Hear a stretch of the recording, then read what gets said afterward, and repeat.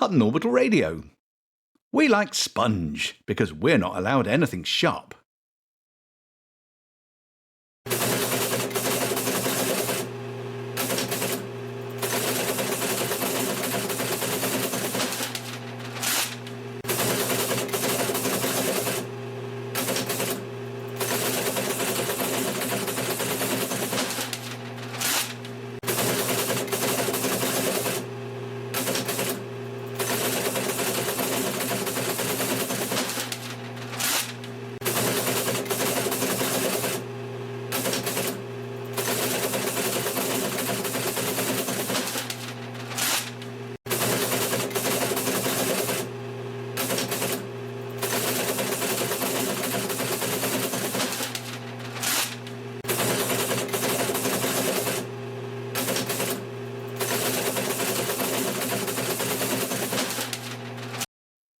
Hutton Orbital.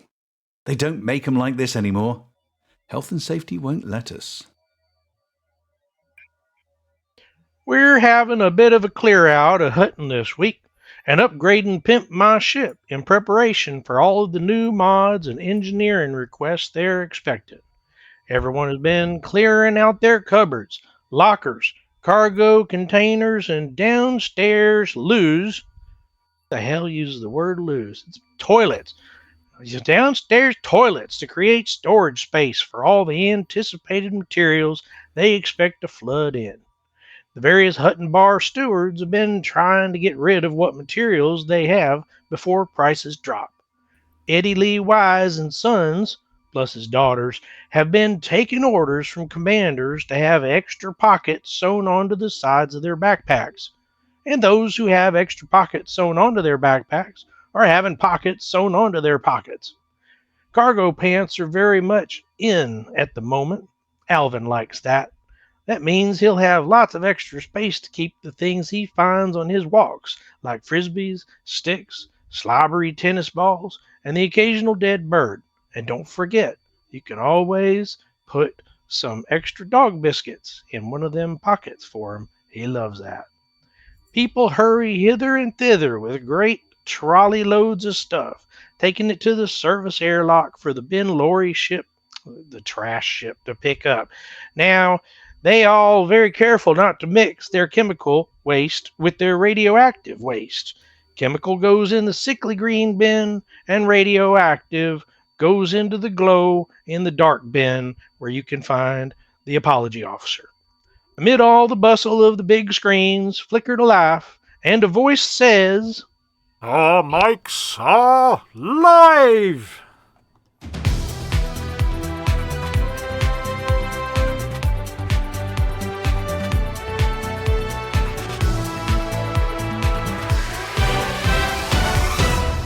Good evening, and welcome to the gold medal winning Hutton Orbital Radio News Live. What? We won a gold medal? Probably. I mean, we've got to be good at something. Synchronized seaming. I thought Live Radio won that one this year. Looks like they were disqualified. Radio Sidewinder, maybe? They went to the wrong competition. They ended up winning bronze in the Galactic Standing on Your Head While Reading Poetry competition, though. Frameshift Live? Withdrew from the competition and decided to go for the all-round trophy. Who was left then? Us. So, gold medal by default. Go us! Right. Headlines. Our seamy reputation's relying on this, everybody. Positions, everyone. And, go! Engineers, give up. Shares go up.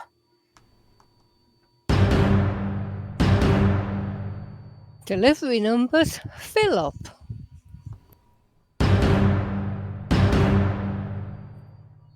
Hooks patches catch up. Buyers grow up. Wall put up. And I look up all the Hutton systems.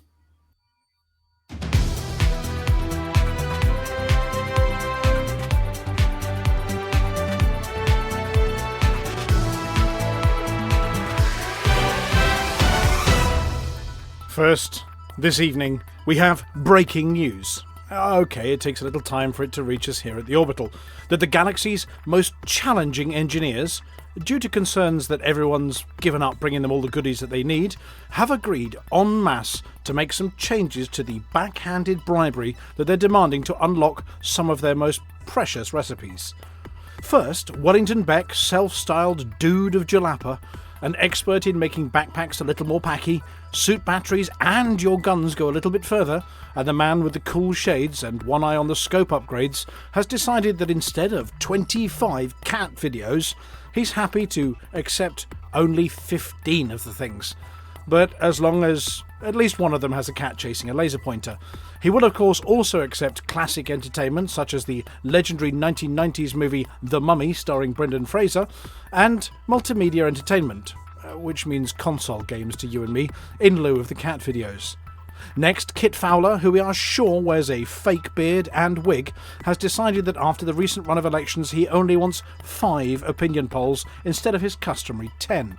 Apparently he's adjusted the sensitivity of his swingometer to be more accurate while at the same time needing less data. Hero Ferrari of Nevermore, an expert in improved air reserves, servo-assisted sprinting and jumping around like a kangaroo in the mating season, and one of the hardest engineers to unlock as a result of demanding ever so rare settlement defence plans, has dropped her need for such things by 2/3. That means she wants 5.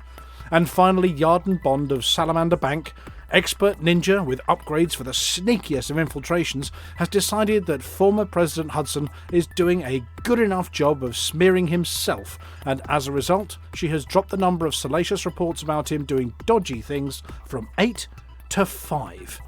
Taken together for commanders who like a bit of elite feat action, this is a massive improvement.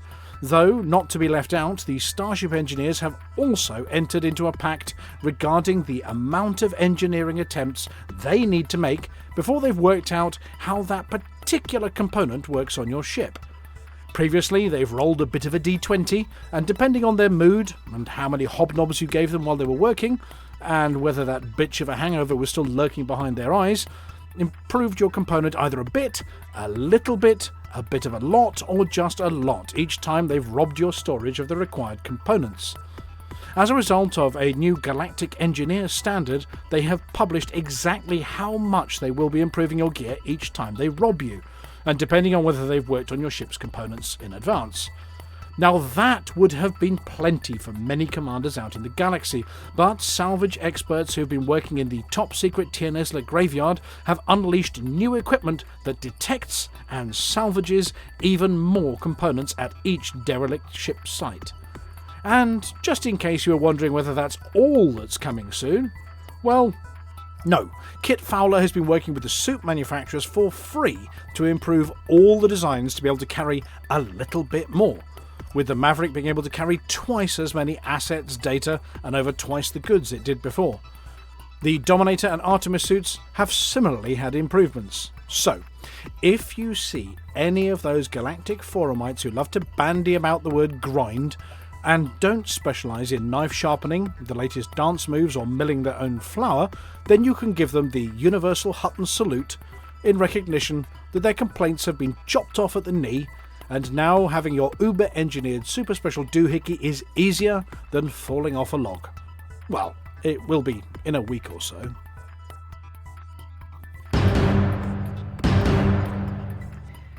With Lakon Spaceways share price trading at near to an all-time high with the hype of their revolutionary cereal box with a few bits cut off and some engines stuck to the back design for the Type 8, their latest shareholder function was an orgy of self-congratulation, barbecued food, and lots of shouts of yeehaw. While the Type 8 has been designed as a trader, and a fast one at that, featuring class-leading loads capacity while not sacrificing the ability to land on a medium pad, and therefore popular with Hutton truckers, the inclusion of experimental supercruise overdrive reinforcement enhancements and reinforced ship engines, shortened to SOAR-ARS, means that it's likely that the Type 8 might be a contender for the fastest hunk of junk in the galaxy. By fastest, we don't mean it will actually go faster, more likely that it won't fall to bits as fast. And there's a possibility that it might be a little more stable when the SCO is engaged, meaning that you'll get there faster without needing as many repairs, as much fuel, or flame-proof underpants and thermal sinks. While they've not managed to actually improve on Achilles' design for the engines, they have, via their Soar Arse program, been able to beat all the other manufacturers to the punch. Will we be seeing even faster record times to Hutton? Well, only if the medium pad is clear.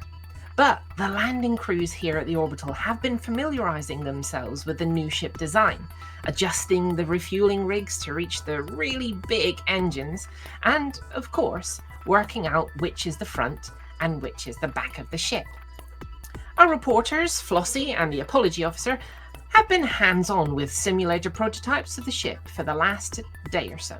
When asked whether she could tell that the ship had a sore arse compared with her standard issue Hutton hauler, Flossy said,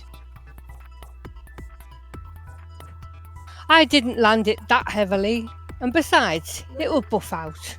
Whereas the apology officer stated, For anyone wondering whether it has a new interior, I have to say I'm very sorry, as they'll be disappointed. It looks like someone stole the cockpit out of a Type 7, and given the low numbers those sold in, there are probably some headless 7s kicking about in junkyards for anyone that's had a bit of a rear-end accident. They did get some nice photos though. More on that after the news.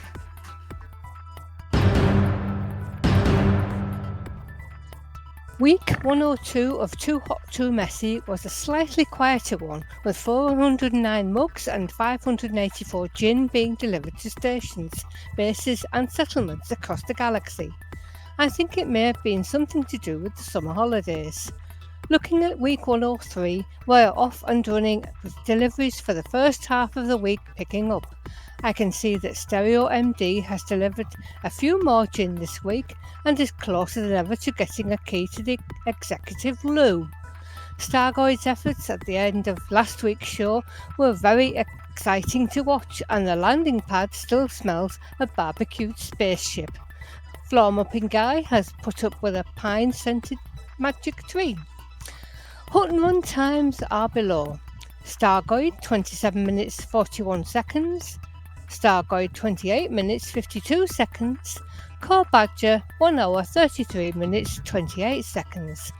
There is light traffic on the approaches to Hutton this week, but pad availability is still good, so if you're heading out this way, you should be able to get landed without any queuing.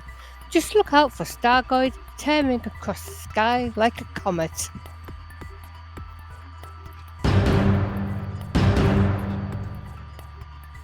Intrepid Space Cowboy, spokesperson for Lakon Spaceways, and all-round good egg, Eric Buck Nekkid, is cock-a-hoop that his latest baby, the Type 8, is finally to hit the stores sometime in the next week. So much so that he's organised to give away his very own personal stash of hundreds of Hutton flight patches to commanders that can tell him a good tale of what they've been up to. Hutton authorities have opened an investigation into how all the missing flight patches ended up on Buck's ranch, whether it was a clerical error in the cargo for Bad Bertha, his second favourite Type 9, or whether he actually fabricated them himself out of some fibres he found blowing around on his retirement planet.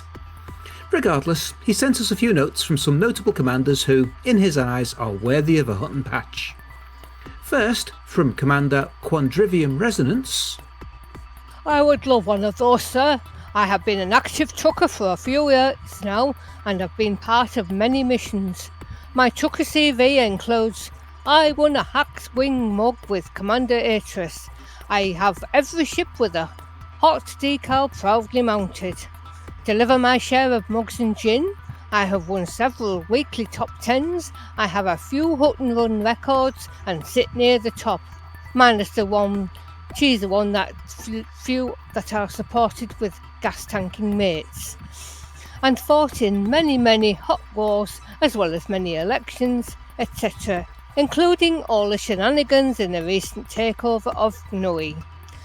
I'm a night shifter and a musician. guitar. They say sound doesn't travel in space, but my guitar definitely does. Next, the infamous Commander Spodge.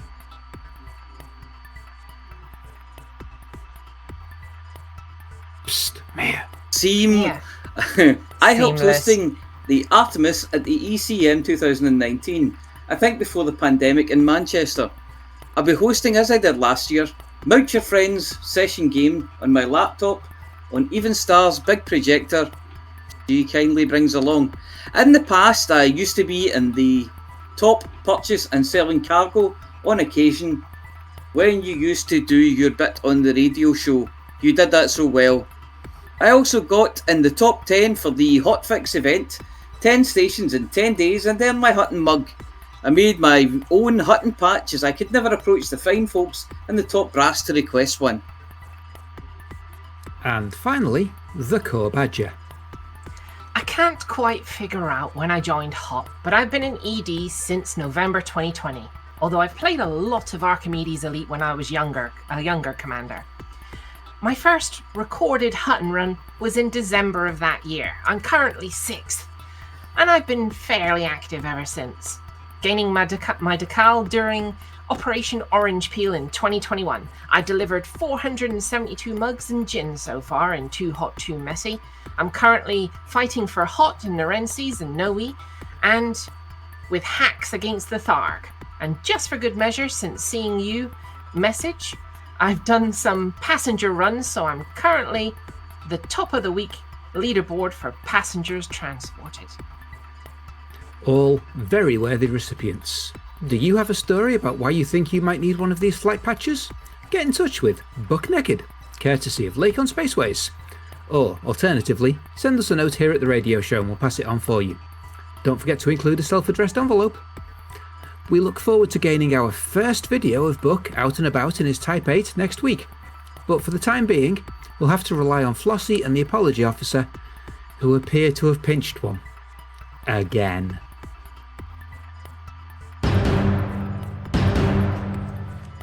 Commander Vulkarius has been dispatched to the Call 285 sector in the last 24 hours to investigate reports that the Thargoid spires are mysteriously coming back to life.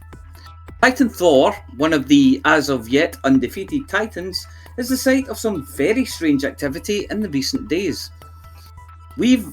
While we've been effective at deactivating the spire sites, which many commanders and scientists believe are essential components in the Thargoid war machine, refueling service, or big space diners for Tharglets, to date there has been no indication that Tharg the Mighty and his, or her, or their, or its mighty mechanics have been particularly interested in repairing the damage caused to the sites.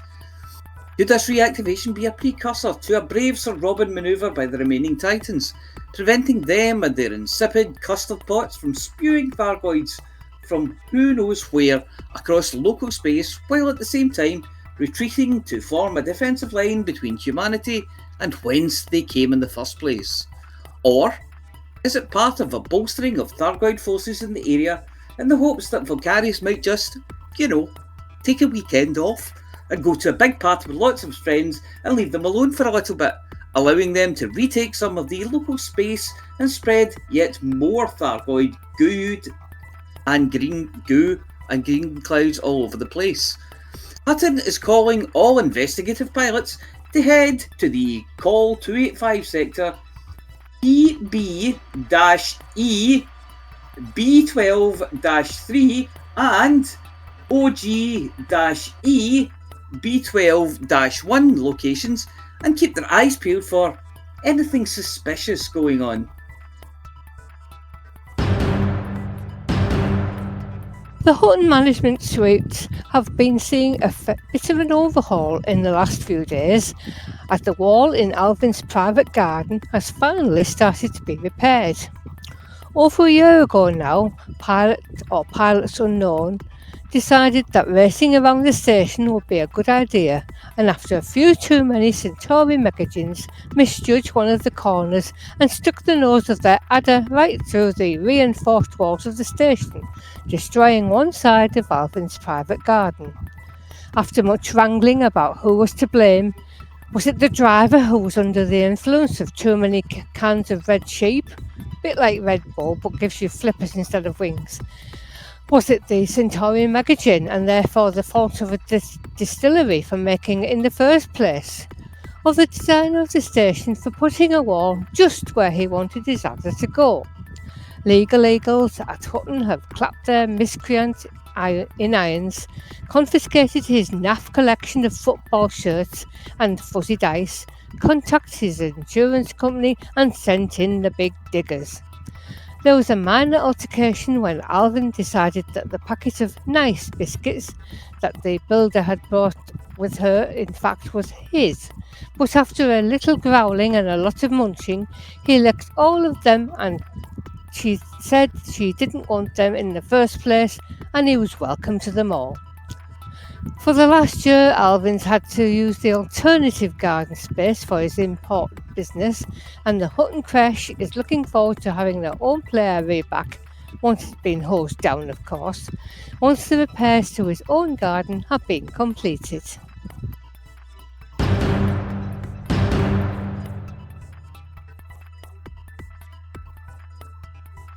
I'm too slow in that button. Welcome to the Hutton BGS bit, where we run through the week's happenings in the 50 Hutton systems and pick out all the best bits, like the burnt cheese round the edge of a bowl of macaroni. The great news is that Hutton has won the war in Norway and now has control of the system and both outposts there. Congratulations to Paul Rickner, who masterminded the takeover. Congratulations also to everyone who took part, including one secret agent going by the designation 8085. We may have another expansion in progress. It's showing against all of our systems, so we can expect to have a new place soon. High rolling systems this week are PSPF LF2, WISE 0855-0714, Finman and Star, Stein 2051, Wolf 359, and Wolf 25. Please leave these systems alone until their influence falls back down in the 40 to 60% level. There are a few booms on the go this week too. They are in Lighton 145-141, Wolf 562, Epsilon Eridani, Ross 671, GNUI, Wolf 1481, Therenses, and Hazel. In addition to Boom, Noe also has some pirate attacks going on. The great Barnard Star expansion continues as well. And, well, that's about it. It's not very eventful this week, but then you're probably wondering, what does it all mean? Well, that part's fairly straightforward. If you want to truck it, then truck it to Noe in a medium ship or to one of the boom systems. And if you want to shoot it, also get yourself over to Noe and shoot those pirates. And that's it for this week's BGS bit.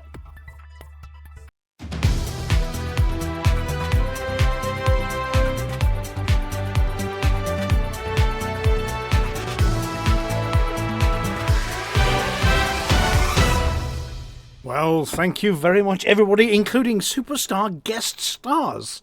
My goodness, we're privileged this evening. Anyway, we've got a full studio. I mean, 1, 2, 3, 4, 5, 6, 7 of us in the studio this evening. Good evening, Lithobreaker. Hello.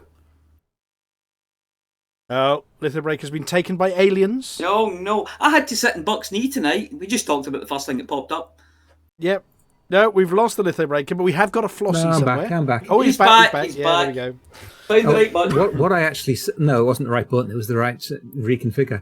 Yeah, What I was actually saying in silence was, can I please ask the apology officer to apologise on my behalf for my audio shenanigans tonight? I have to apologise for my own audio shenanigans as well. I've not been fast enough to the unmute button tonight. Well, we are going for the gold strange medal. noises. Yeah. True.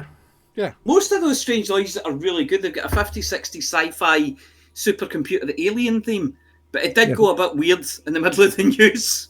Well, at least what you I've haven't discovered in the middle of the news is that if I hit the mute button on my microphone, it resets the noise cancellation on does it? microphone. Well, there you go. Every day's a school day. So I can't use the mute button to mute myself, so I'm having to disable the audio output from it in a different tab to go quiet. Just yank the cable every now and again. Yeah.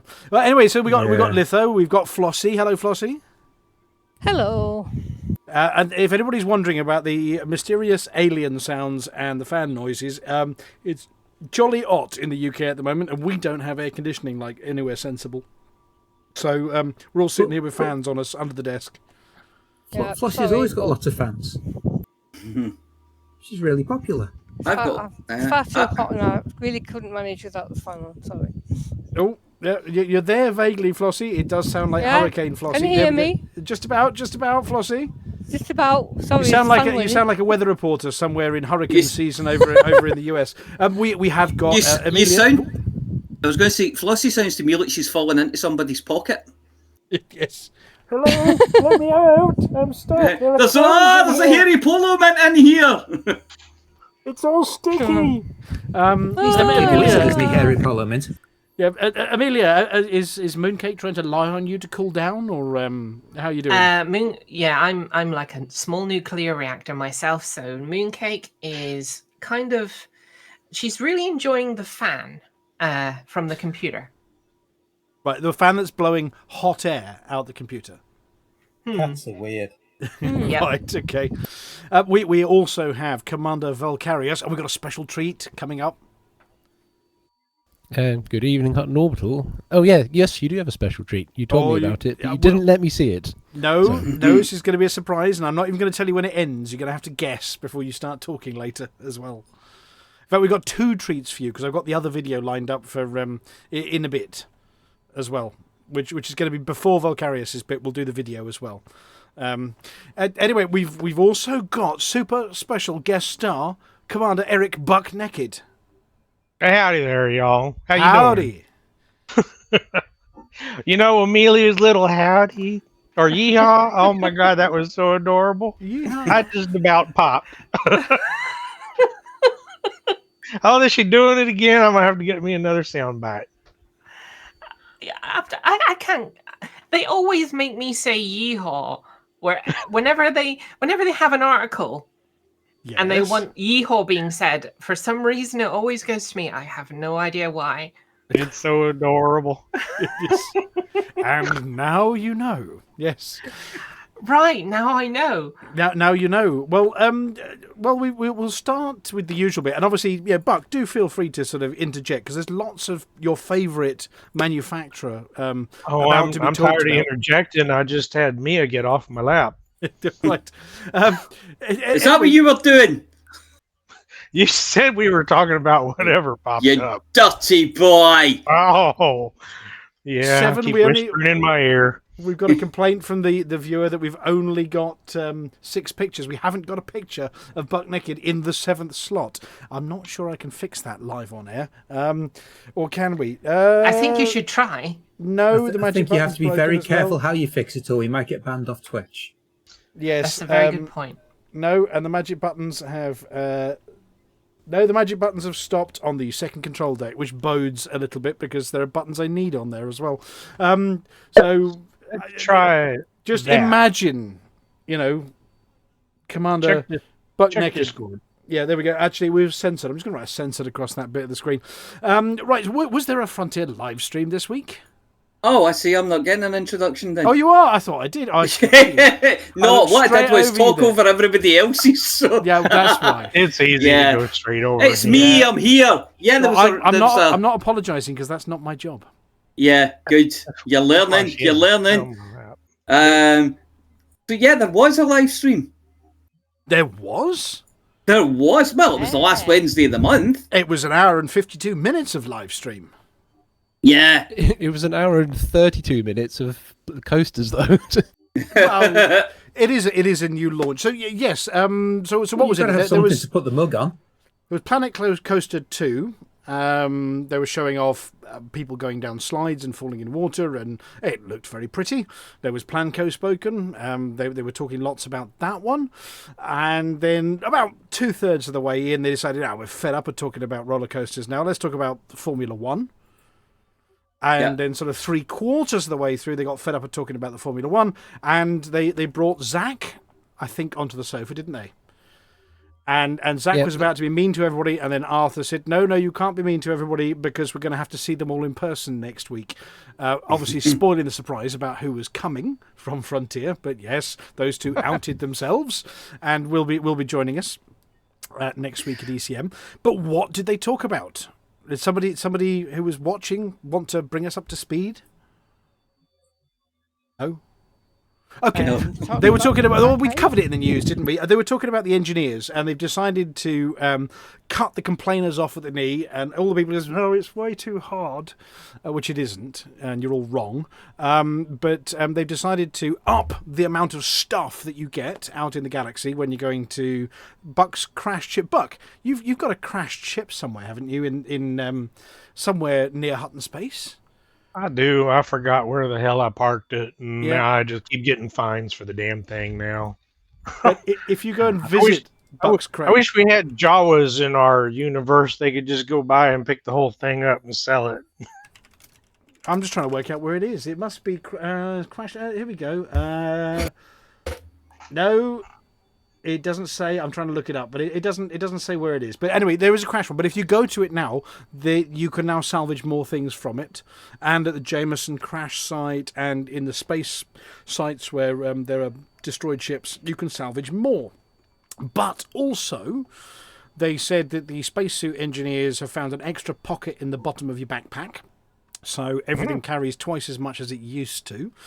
And 4 of the harder to unlock engineers, the ones we mentioned earlier, have decided they don't want as many settlement defense plans or CAT videos, and they're quite happy to take fewer. And somebody stole all the dice, Amelia. All of the D6s have gone from the engineers. It wasn't me. What? It wasn't you? It wasn't me. Well, we needed them for ECM, so we're hoping it was you, because otherwise we're going to be short D6s. Amelia, don't worry, I'll bring D6s. I'll bring D6s. Stole all the D20s. Oh no! Actually, I will bring. You know what? I will bring special traveler D6s, and the players get to keep them. What? Oh, actually, you know, that's awesome. See Amelia using D4s because they hurt more. I thought they were used as caltrops. Have you ever stepped on a D4? Oh my God, it's in a Lego. It's like, oh, you stepped on a Lego. That's adorable. Oh. Yeehaw! Right. Where was I? Yes. Anyway, so they're not using dice anymore to determine how much they're going to engineer. They do a fixed amount each time you roll, for your engineering upgrades. So it's nice and easy, and so engineering's got a lot easier. Yay! Now, hopefully that means there's loads more stuff coming to engineer, but we don't have any news on that whatsoever. We are just guessing. And then they also talked about Buck Nekkid. What is it? What's the ship they're talking about? The Type 8, of course. Should we play your advert? Well, it's not. Sure, why not? The one you recorded for us. All right, yeah. I hope this button works. If it doesn't, you're going to have to do it live.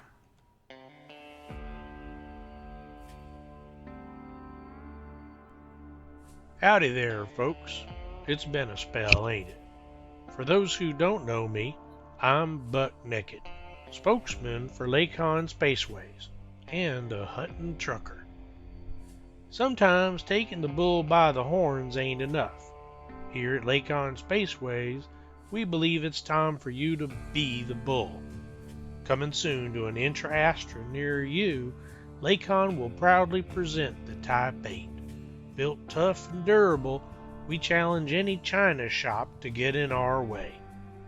We kept him sized for a medium landing pad, but squeezed out all the extra doohickeys we deemed unnecessary just to jam in more cargo capacity.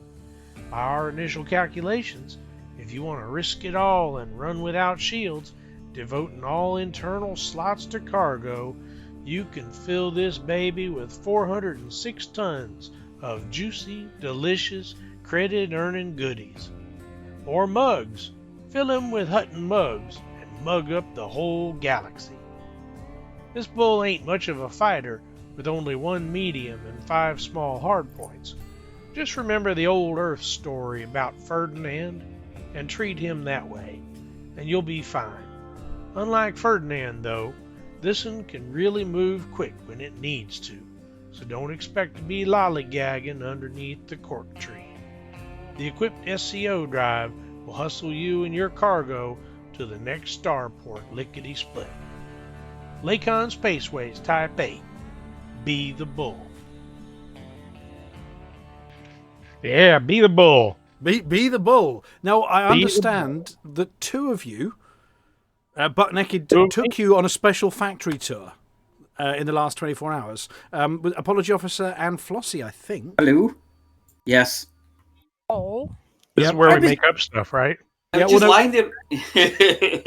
No! No, it's not! Shush you! I weren't paying attention. Yeah, it was I just... saw the whiskey bottle in the CEO's office and off I went. So, what happened there, Mr. What happened? You took them on a tour of the factory, Buck. Yeah, left it with the keys in it. So, I mean, what were you going to do? I had to babysit the whiskey bottle. Yeah. It evaporates really quickly, the whiskey, doesn't it? It does. It does, yeah. It's just one of those things. But yeah, so I mean, they were just sitting there, brand new, delivery mileage only, and the keys still in them. Was brand new. Yeah. So Flossy's flew it. Yeah. I mean, it's a bit scorched at the front now, but apart from that, it's fine. She says it'll buff right out, but I don't. I'm gonna make her buff it out. Yeah. One of those big suction cups to pull out the dents. So both of you have flown it. So first impressions. First of all, Flossy, you've now flown. You were taking the photographs for us, which are on screen now. So you've flown. It's bright red, that one. It's got TB. Yeah. So it's probably in quarantine now, or is it T8? Oh, there we go. Yes, that's a T8. So your impressions of flying it. How did it fly? How did it feel? Was it as good as your asp? That's mine. That's yours. That was yours. Yeah. That's me. Okay, was it as good as me? That's Flossy's. That's Flossy's. What the image literally said, Lieutenant it said Commander Apology Officer. Yes, it felt really good. It has the SCO on it, of course, which I noticed that the picture showing me using it came just as Buck Nekkid mentioned it, so it was good timing now. Hey, damn, we're not going to get that Seams Award with that kind of effort, are we? No, it was very good. Nice flying. Yeah, turning circles quite good. You turn it on a dime. Yeah, it seemed to be quite good. Yeah, fairly easy to land. Oh yeah, it was very easy to land. Nice and hard. Hmm? Nice and hard. Yeah, land, yes. Crash, ding. That's no, fine. I didn't do that. I didn't. And then the Apology Officer wrote us a mini review that I read about an hour ago. I can do that now. If you wouldn't mind. So to me, when I took it out... The buff marks? No, that wasn't me. Sketch marks? I took it out, and it felt to me quite light for a cargo ship. It felt like an asp rather than a Type 7 or something. So I really quite liked it. It just moved quite effortless, and it was really, really good. And you've got a really good... Well, the cockpit, as you know, is just straight off a Type 7. They've just cut the front end off a Type 7, stuck it in. But what you do get is that view with one of those arms up on either side of you kind of thing. And at first you've got like a row of heat sinks that light up, and they get brighter as your ship gets hotter. So you can test that out. And beyond that, you've got two, on the arms, you've got two hard points. And then you've got a hard point either side of the cockpit. So they've obviously designed it with you can have a look and you can see all your weapons firing kind of thing, which is really nice. And what's interesting as well is behind the engines, they've got one. See, in that big block that's in the middle of the engines, on the underside of that, right at the back of the ship, there's another one. And I can't be certain yet because I haven't checked, but I think it faces backwards. So that's your medium hard point for getting away for things. But yeah, it's really good ship. You can put a fighter bay on it. I took it into one of the local chop shops and they told me no.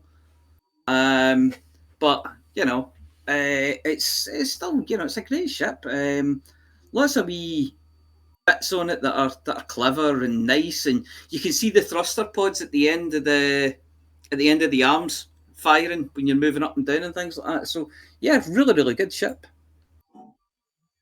Well, glad to hear it. I can see that Buck's taking notes for his next leaflet, door-to-door leaflet. He's going to be dropping in about this thing as well. But anyway, I'm just wondering if the apology officer put her hand on the outside of the ship to see why it moved around so slickly.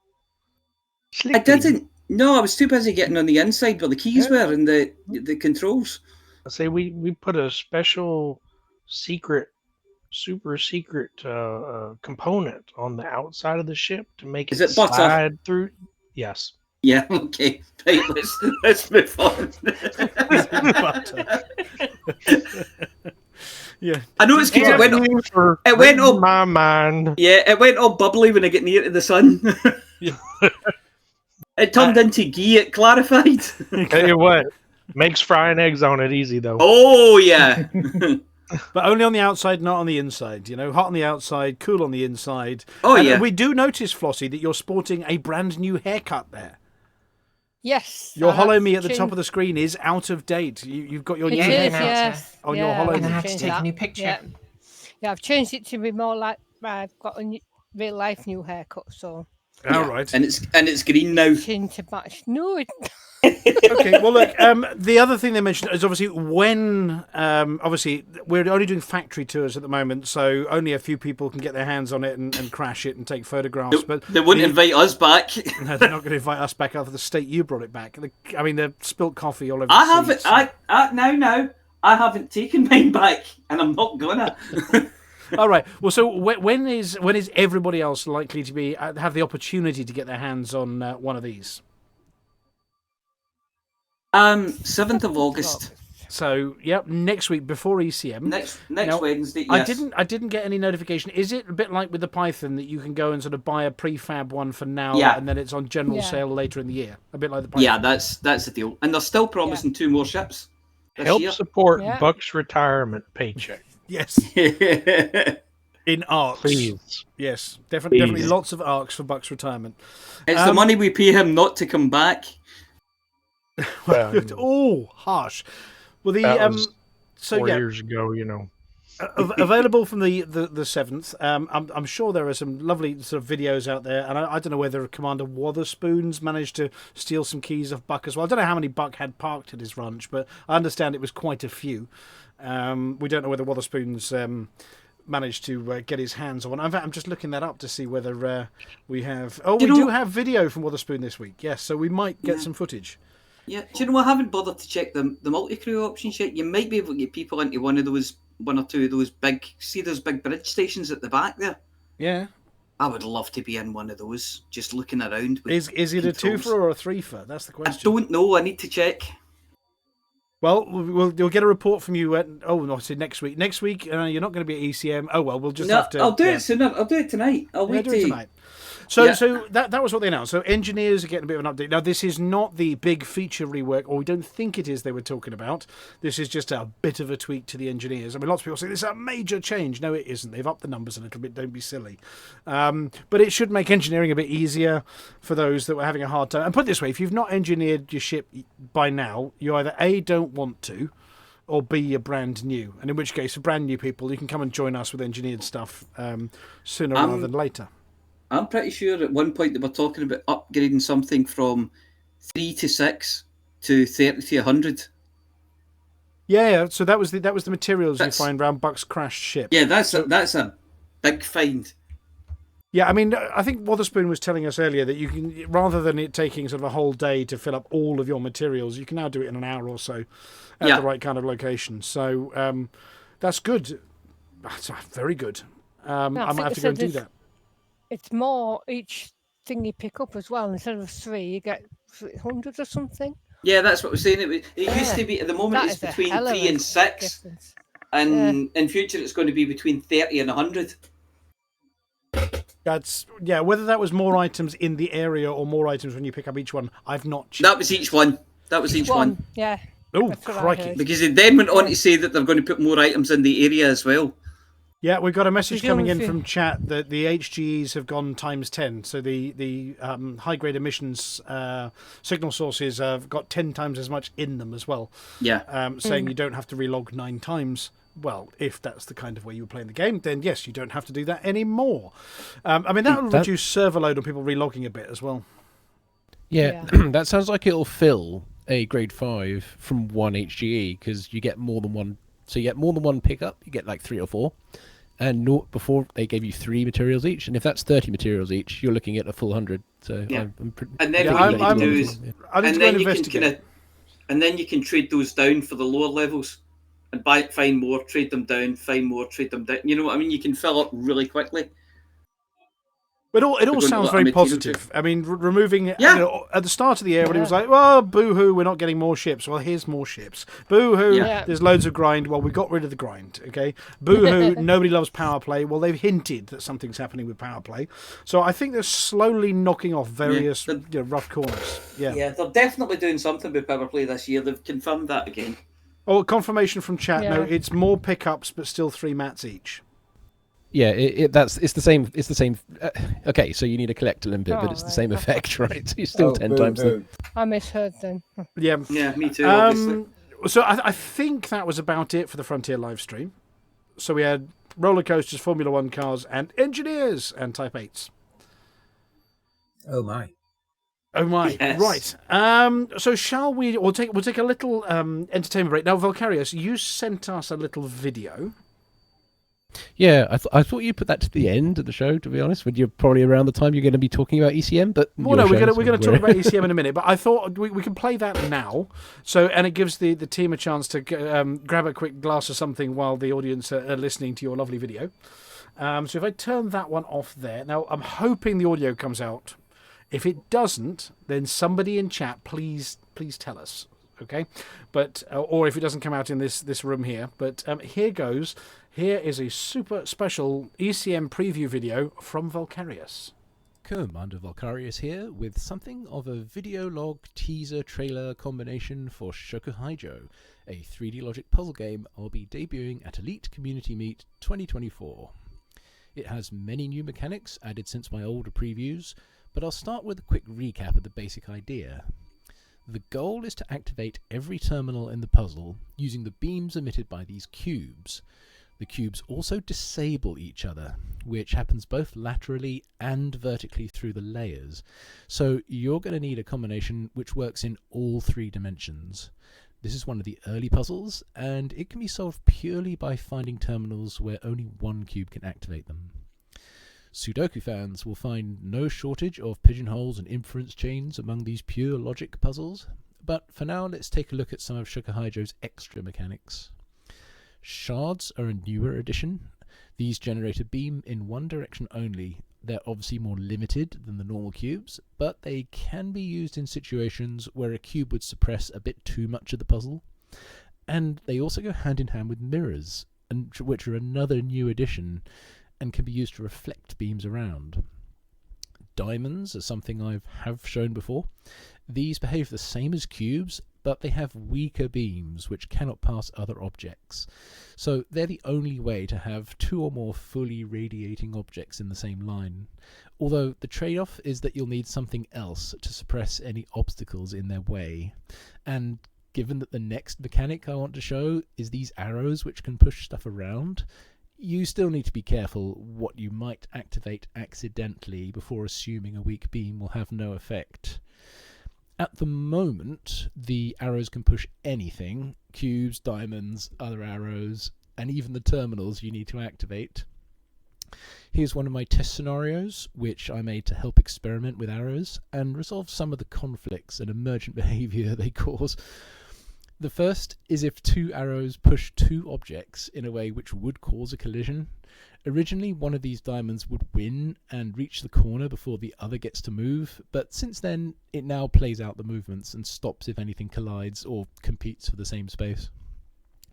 The next conflict is 2 arrows pushing the same object. Again, originally, one direction would win and act before the other can, but now both impulses are applied and the object moves diagonally. This even works through a diagonal cavity in the grid, so I'll probably be using that in a future puzzle. Another type of conflict was one I discovered in this puzzle. The goal is to get one of those cubes pushed into the center position so it can hit an object in the top layer, but solving the puzzle is not why I'm showing it here. What I saw is that by activating the cubes before pushing them around, it was indeed possible to end up with 2 active cubes in the same line. Kind of neat mechanic, if a little glitchy, but thematically, this doesn't work at all. In an orthogonal logic puzzle, this is a pure contradiction, so something needs to change. One option is just to impose mutual deactivation. That totally resolves the conflict, but that's really just the same as deactivating them yourself before the push, and that wasn't very satisfying. So, new rule: if you make your puzzle objects cause a contradiction, they explode. Normal cube explosions leave behind these weak beam diamonds. Empowered cubes are committed irreversibly, so those destroy each other completely. And even the shards aren't safe if you can catch them in something like a mirror loop. On that destructive note, as I mentioned, Shoka Hydro will be available for anyone to try at the Elite Community Meet 2024 in Wokingham on the 10th of August. And if all goes to plan, everyone at ECM will also get access to a downloadable version with builds for both Linux and Windows. And with that, to all commanders coming to ECM this year, I'll say 07, hail the Empress, and for the mug. Ooh, this is evolving at speed, Vulkarius. Yeah, it's lacking sound at the moment, but yeah, it's gone quite away from having a grey background when I first showed it to you. So. We should we could get Beetlejuice to help it with some sound effects for you. I have seen the Type 8 video. That was absolutely amazing. Well, you never know. We might have some more this week. But, well, thank you for that, Vulkarius. And you're saying, yeah, everybody coming to ECM is going to be able to have a look at it. I'm assuming you're going to demo it. You're not just going to throw us in at the deep end. Well, I was thinking of just setting up a couple of laptops and letting anyone have a go. When you say demo it, well, we'll have to see. Well, a bit like the video you just did, maybe a little intro. You know, this is what this does, that's what that does. But yeah, and then obviously you're handing away some downloadable copies as well at ECM. Yeah, if everything works, yeah, that's the idea. It should, as I probably said before on a previous show, if I can arrange with you to get just some badge names, I should be able to give everyone portal keys. Well, I've been doing badges and beginning to send them out today. The tickets and the designs for the badges and the NFC tags are en route. Yeah, sounds good. Yep. From the chat, Inner Bushman says in the chat, any ETA for publication? No. This is something I just started. I started earlier this year, so it was inspired by. It's a passion project, basically. But I'm sure if anybody was dead super interested from our regulars, they might be able to ping us a message or something. And when it comes to ECM, if there happened to be one spare, you know. I'm just thinking that I'm sure they can buy beta access for a very reasonable price. Yeah, you know, one pint for Vulkarius, something like that. Mm-hmm. Of gin. Yeah, you have to be careful there. If you get to 2 to 3, it might end up everyone getting access. Oh, right, yes. Well, or maybe for charitable donations for our chosen charities. Oh, we'll have a think about it. But in a Bushman, tune in to the ECM live stream, and you never know. No promises, no ETAs, no guarantees, etc. Right, so segueing nicely into Not DaveCon. Indeed. Yes, I thought I'd give an update on the Dave quota. How many Daves do we have at Not DaveCon? How many Daves do we have at Not DaveCon? I am just calling it up now. Responses, here we go. Question number 1, first name. Surely? We now have 11 Davids coming to Not DaveCon. Are they going to be turned away at the door? Pardon, what? Are they going to be turned away at the door? Oh, no. Well, it's not DaveCon, so we can't have Daves in there.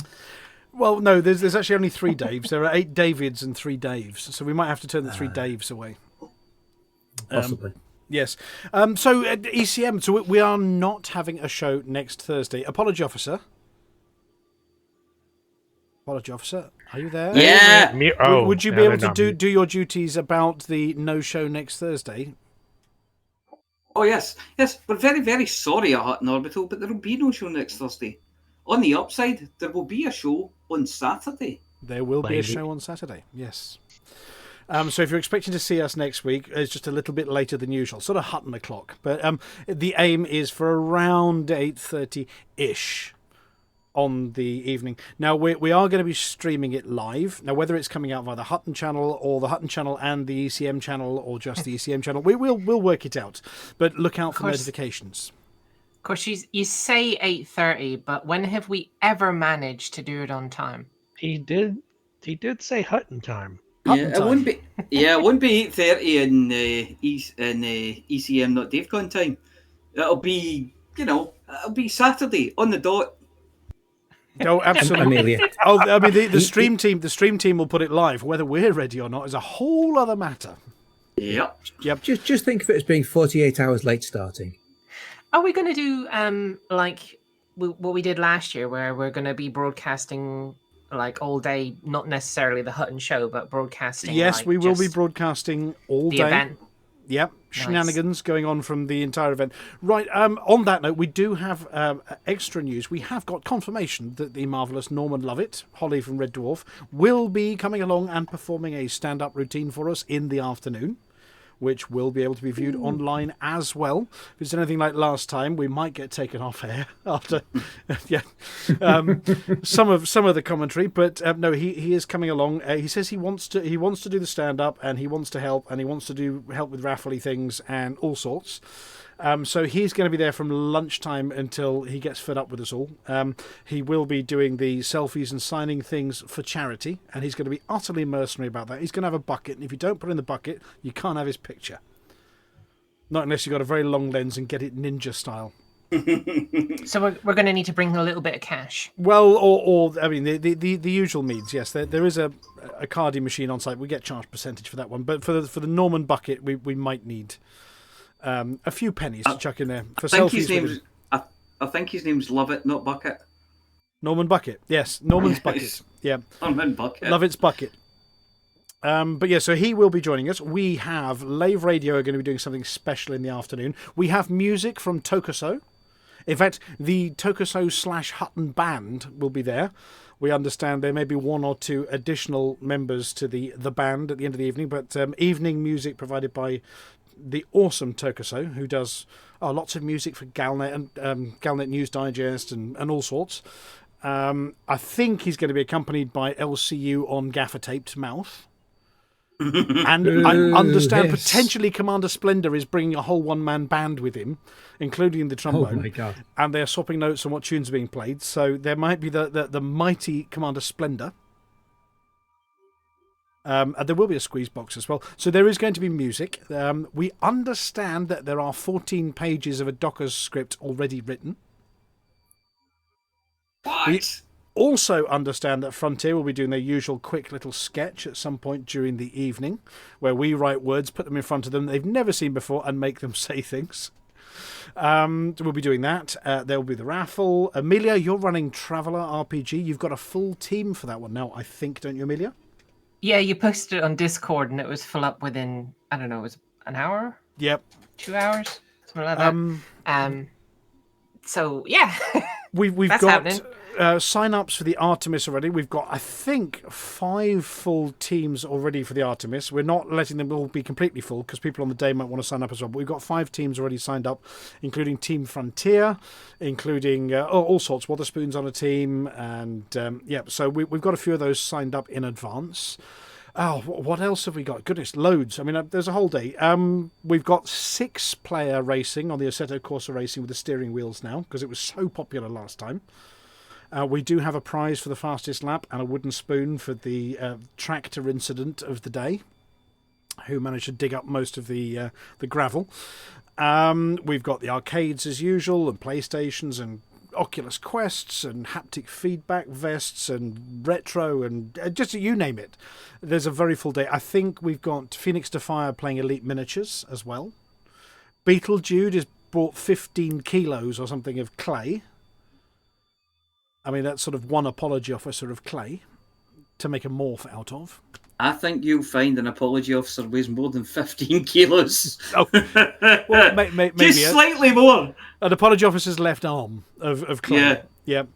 And some instructions on how to turn the said clay into spaceships. There is a real lasering things. Laser. There's a laser. Yes, there are 3D printers, and basically it's a good day. We have at the moment 2 tickets left, and that's it. Wow. When those other 2 go, I'm going to have to switch it off unless somebody cancels, because otherwise, I think we mentioned it last week, we'll need grease and a shoehorn and pushers to get you all in the room, especially if it rains outside. You should get some of that special material. You should get some of that special material that Buck's been coating the Type 8s with. Butter, yes. Butter, yes. Yes. Or chip fat or something, yeah. So a few points of order. I mean, I don't know who wrote these in the script. Who wrote these bits? I scribbled them down. Oh, right, okay. Well, do you want to feed us a couple of rules for the day? I mean, I'll start with the first one. Be excellent to each other. That is the number 1 unbreakable rule. And the next rule you put in was? Don't feed the presenters. But that should actually be don't feed the animals, do feed the presenters. There may be service dogs on site. If there are, they must be respected that they are working. So talk to handlers before service dogs. Yep. There may be other animals on site. Don't feed that service dog neither. Don't feed the service dogs. No, never feed service dogs when they're working. Never feed the service dogs and never feed the handlers. Yeah, always greet the handler first. Same applies to non-service animals on site. There are a number of other creatures that are booked to be there, even though the apology officer couldn't make it. So, some of them feline, some of them canine. Always talk to the owners first. It's just basic politeness and basic civility. Yes, and if you see anybody whose badge says "and wife," that'll be me. If you comment on it, yes. That'll be me, or it might be my wife. You can feed wives. Right, and you are allowed to feed wives. Yes, you are allowed to feed presenters as well. You're also allowed to buy presenters beer. Yep. If you're bringing something, by the way, please stick a label on it, because no, that's my joystick at the end when you've got 2 identical X52 Pros. So if you aren't bringing anything along, there is a label machine that's going to be on the front desk. Please do stick a little sticky label to it so you know it's your one, because lots of us have very similar stuff. Or carve your name into the casing. Label everything. Yes. Including your children. Especially children. Yep. And then regarding Friday, Flossy, you can see this note, can't you? Yes, sir. Yes. Friday is setup day, not distract people day. Yes. So there are lots and lots of you, and we're really, really grateful. I've said, yeah, I want to help, and that's fantastic. On the Friday evening, we are going to be rigging the room, laying out the tables and whatever else. But if you're in that room, you're helping. If you're just there for the social or want a beer, that's not a problem at all. But migrate to the main hotel bar, chill out, play cards against whoever.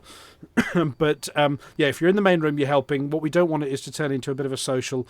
Hotel get a little upset, and it gets difficult for those of us rigging everything. So if you're lending a hand, we love your help, and thank you so much. But if you're there just for a chat and a social, stick your head in, say hi, maybe bring 1 or 2 of the guys in there a cold drink because it's going to be hot, and then chill out in the main bar. There'll be loads of you. We've taken a lot of rooms on the Friday. There's going to be loads of you there. You can go and sit in the conservatory where they're going to have the windows open and play cards, games, whatever. You can play Deer or Log. Yep, we have ordered the beer. Beer is ordered. The food is all sorted. The internet is sorted.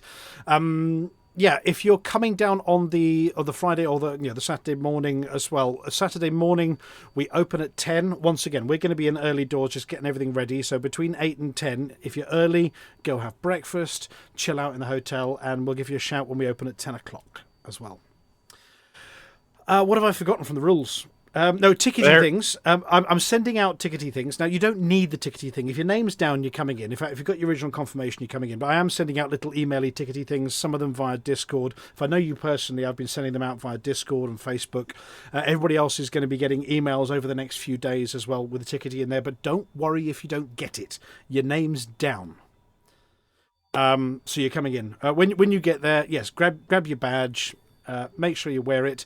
Your email actually also says what you're entitled to in terms of food. In case you've forgotten whether you've got lunch only or a full ticket or you're just coming for the event, your ticket does remind you please don't rob the food.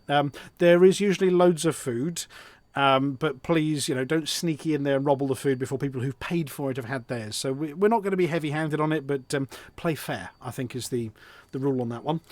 Especially the special meals, the vegan meals, the gluten-free meals, this kind of thing. If you haven't ordered one, don't take one, please. Yes, if you do have any requirements you've not told us about, please tell us when you arrive so I can talk to Chef.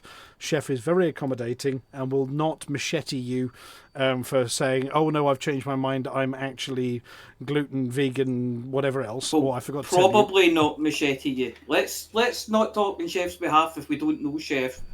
Oh, I know Chef. Chef's lovely. Right. I need lamb chops in order to survive. No, there are no lamb chops. Yes, Amelia is vegan-free. Yes. There are no lamb chops, Amelia. I'm going to die. Lamb's off. Yeah, I know. We've had to substitute in something. Can I check, Amelia, where you stand on the issue of hot sauces? Oh, I love hot sauce. Oh, hot sauces, right. Okay, I'll speak to you later. Yeah, we do. I actually have a shelf of hot sauce home here. We've got about 25, 30 different hot sauces home here at the moment. I shall discuss that with you after the show. Yep. Okay. Now, raffle, by the way, the raffle is for people who are there, unfortunately. While during the virtual ECM, we did sort of open it up and do raffle prizes for people who physically aren't there.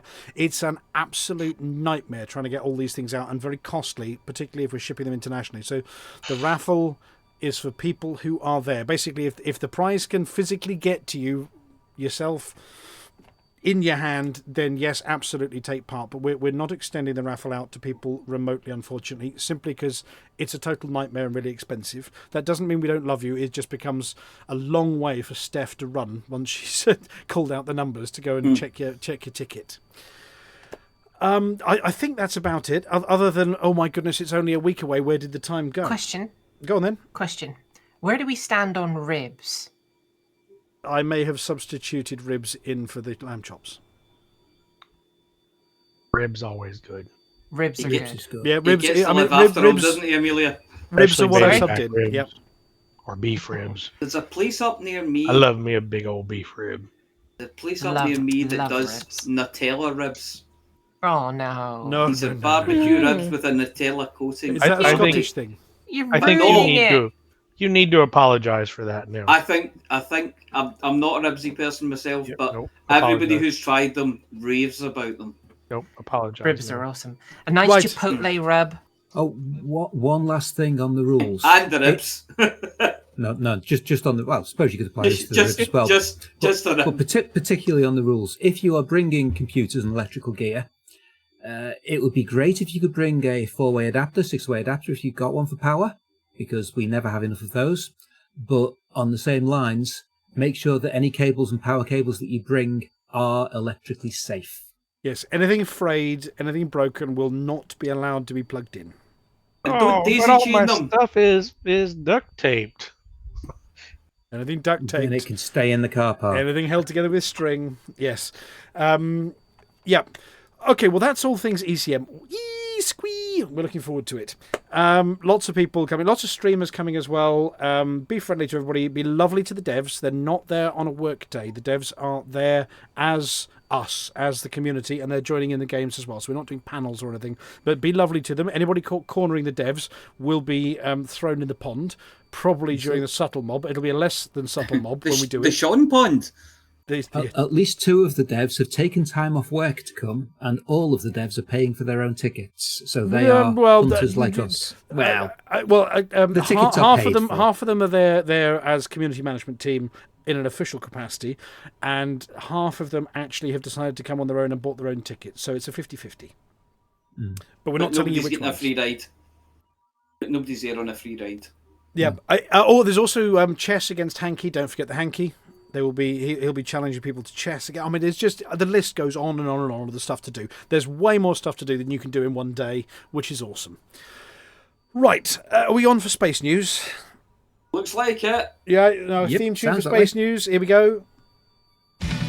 When you don't know where to get more space news, space news, space news, space news, space news, space news, space news, space news.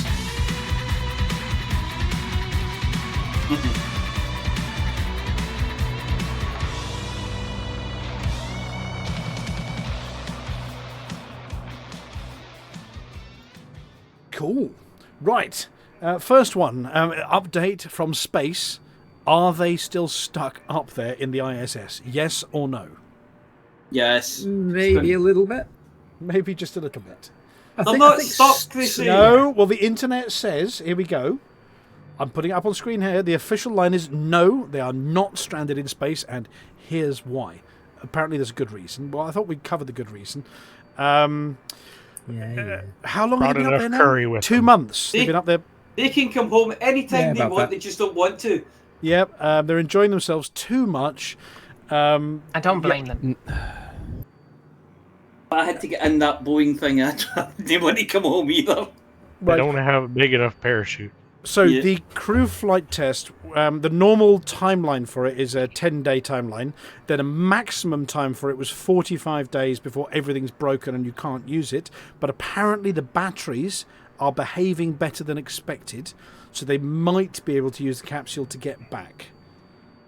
But apparently they plan for this. They've got food, they've got oxygen, they've got other critical items, they've got toilet paper. You know, they're okay. If that capsule turned up at ECM and somebody wanted to plug it in, would you let them? Well, does it have frayed ends or duct probably tape? no. or something? It's Yeah. leaking, Yeah. it's frayed. Plenty of duct tape. Yes, so NASA are taking extreme objection to them being described as stranded or stuck. They're choosing to be there. They're not on Earth, though, so, I mean, at this point, it's kind of like they have to say, okay, fair enough, it is taking a while. I mean, Yeah, they're not on Earth and they can't just go out and come home whenever they want. Well, they could like, try. okay, but I suppose, yeah, if they weren't stranded, then they could just, they'd be on their way Oh, you back could leave right anytime now. you like. It's like one of those police interviews. No, you can leave anytime you like. Yeah, climb into the shoddy space capsule and go home then. Just jump. Go on. For goodness I sake, just dare you. jump. Yeah. Yeah. If Goes that Baumgartner way. can do it, then so can you. I mean, suppose, Baumgartner. Yeah. So I suppose, like, okay, maximum charitability. If they're not stranded, what is that article's justification for still remaining on the station? Well, apparently what's been happening is the press have been deliberately using inflammatory words to try and get more info out of NASA, because NASA went quiet. So they've been putting more and more inflammatory messages out there to try and force NASA to say things, and then NASA told them off because their answer was, well, we're way too busy trying to fix the problems that are not stranding the astronauts to talk to you guys, but we promise we're going to do better. I find that difficult to believe about the press, though, do you not? Oh, definitely. I would also point out that Crew 9, the next Crew Dragon flight with people on board that's going up there, is due up in about 2 weeks. Yep. Oh, yeah. So it's going to get very, very bring friendly them- up there with 4 more people. Well, they'll bring them things like pink wafers and jammy dodgers and, you know, cremola foam and all the things that Some you need on duct a tape to space fix the station. helium leaks. Some duct tape, yeah. Caramel bars. Yeah, all caramel, but Tunnocks. Tunnocks. Plain and milk chocolate versions. Oh, yeah. Yes. I have a question on this one. Apparently, they did a test fire of 27 of 28 thrusters on Starliner in orbit. Now, I'm picturing it attached to the ISS, firing up thrusters. Now, that's a maneuver. I mean, you're talking about They are driving the attitude ISS control around. thrusters, most of them, so they are pointing in opposite directions to each other. Even so, you're shoving the ISS around a little bit. You're There must have probably been some fine. thought in Probably that. a little bit. Yes. They can probably counter it by firing some thrusters on the ISS as well, then. Yeah, but they someone are. had to pull out the calculator. We're not Yeah, they using just- the word stranded anymore. We're saying voluntarily occupying the ISS. They're helping the rest of the astronauts with their inquiries. Inquiries, yes. Yes. Right, well, that's the first one. The second one, this is a history lesson, this one. Okay. On this day in space. Yes, on this day, August the 1st, 1774, oxygen was discovered. Well, discovered's a funny word, isn't it? It was categorized. Categorized. It was there already. But Joseph Priestley discovered dephlogisticated air. Okay. There we go. So that's without the phlogiston in it. Yes. Yeah. That's a tongue twister. It's Somebody got no else say it. flavour when you take the phlogiston out, yeah. Anyway, but there you go. There's an etching of him doing something about oxygen. Dephlogisticating. Oh, he's got one of the big bubble maker things. Dephlogisticating it, yes. He's making bubbles with one of those swishy wand things. It's just a really crap spinning top, I think. Yeah. Anyway, so that was on this day in history. The next one is about Saturn yeeting things, apparently. Oh, yeah. Saturn has caused something to enter interstellar space, or it will be very, very shortly. Let me just change the article here. I've just lost the sight in my right eye because I've got an eyelash in it. I can't see.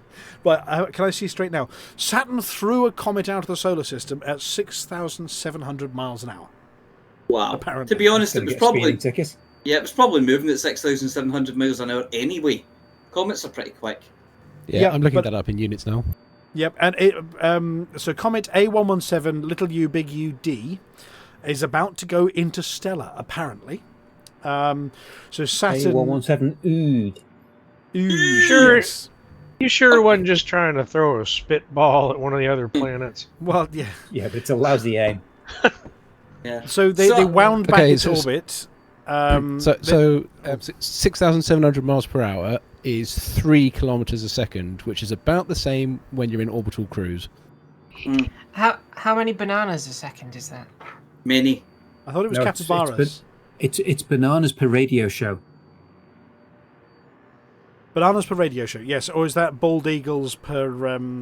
Not all these radio shows were bananas. It's about 3,000 full speed capybaras. There we go. Anyway, so they didn't actually see it yeet this comet. What they did was they saw it going whoosh across the solar system and went, oh, hang on a second, where did that come from? They did the maths and worked it backwards. So they wound back its orbit around the sun and realised that it had a very close approach to Saturn, which obviously swung it around, accelerated it, and threw it off in another direction. And they have found that it will exit the solar system at a speed of 6,710 miles per hour. And apparently that's 4.5 times the top velocity of a Lockheed Martin F-16 jet fighter. Okay.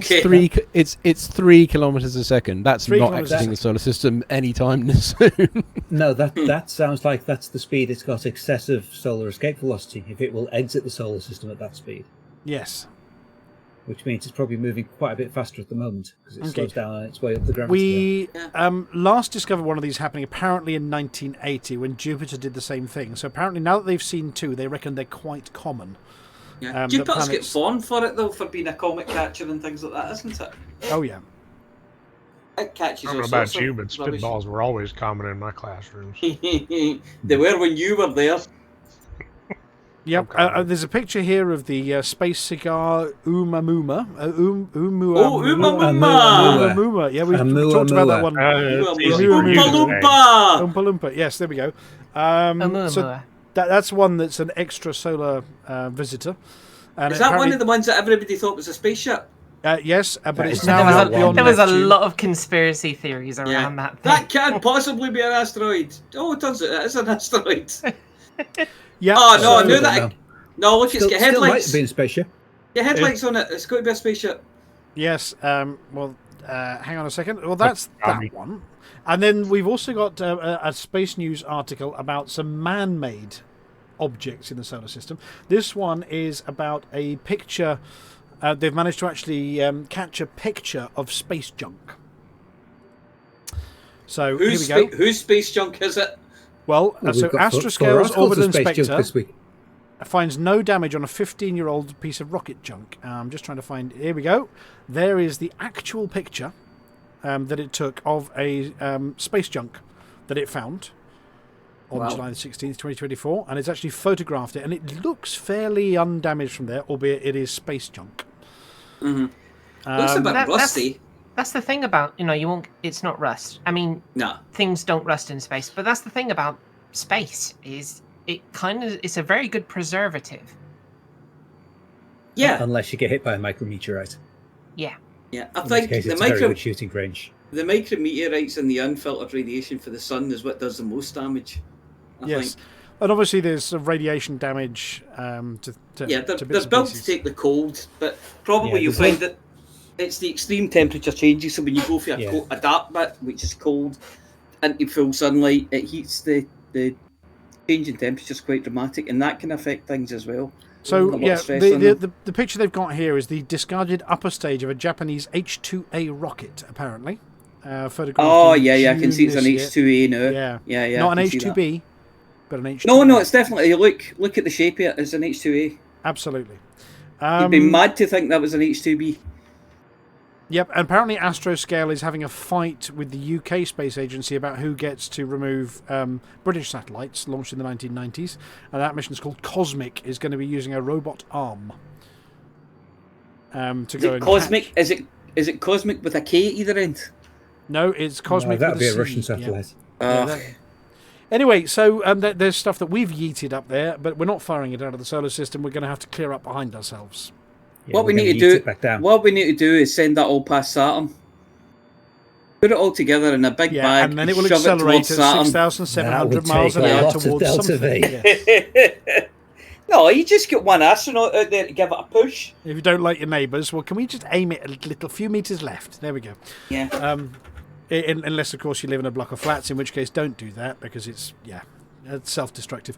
Right, well, that's it for our space news for this week. Now, are you ready? Because I'm going to have to close this one off, but then we've got the treat for you.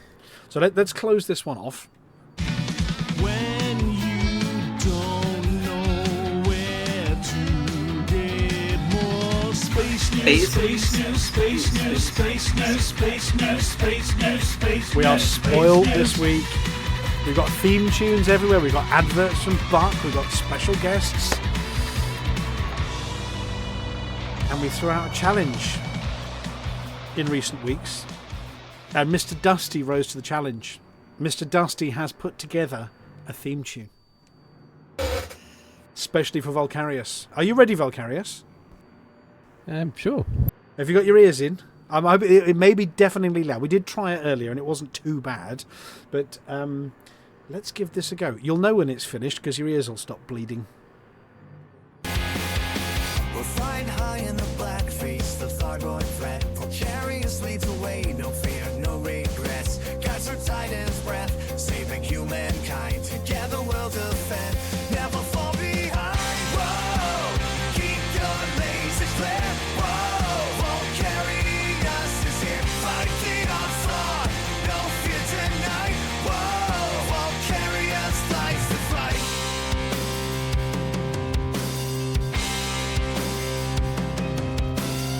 Across the stars, our mission so clear. Vulkarius stands tall, there'll be no fear. Navigates the void with his crew so tight. In the darkest space, he's our guiding light. Whoa, keep your lasers lit. Whoa, Vulkarius is here, fight the onslaught. No fear tonight. Whoa, Vulkarius lies to fight.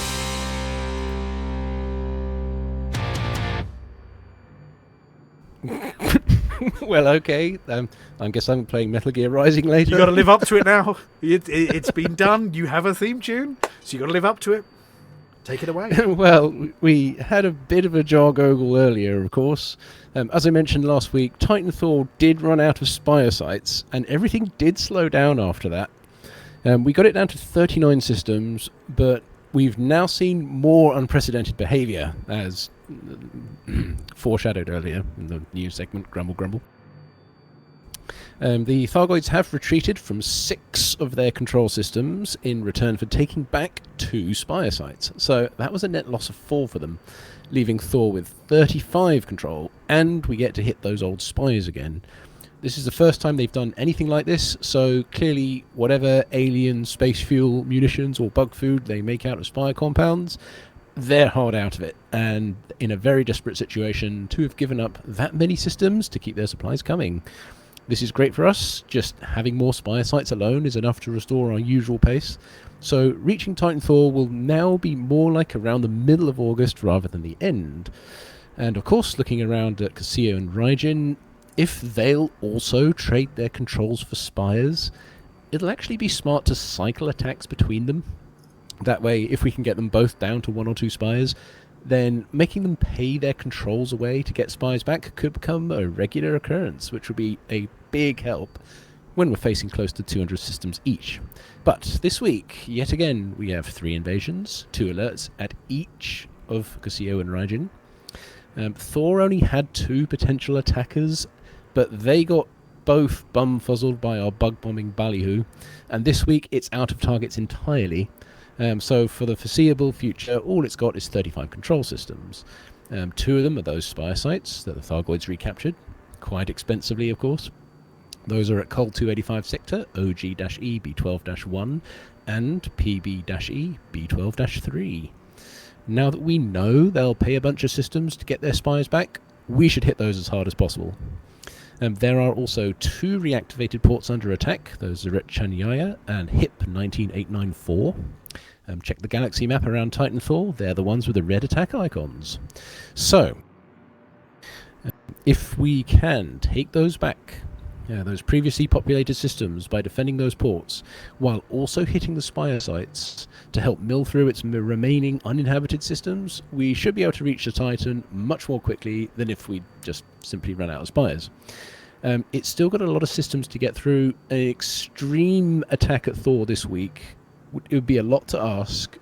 We could just about do it if 35 gets all the way down to 3. A heavy attack which brings it down to around 5 to 7 systems may work if they're willing to trade again and let the Titan go vulnerable by doing so. Not likely to happen, but it could, so definitely watch out for Thor going vulnerable on ECM week. More likely, it'll end up slightly short, so no worries if it does. We can just finish whatever's left, enjoy the ECM weekend in Wokingham. Then after that, the best thing will just be to hit those spire sites at Casio and Raijin until Thursday, when you can return to Thor when it becomes vulnerable. And that's it. Thank you very much, Vulkarius. Are you ready for the outro?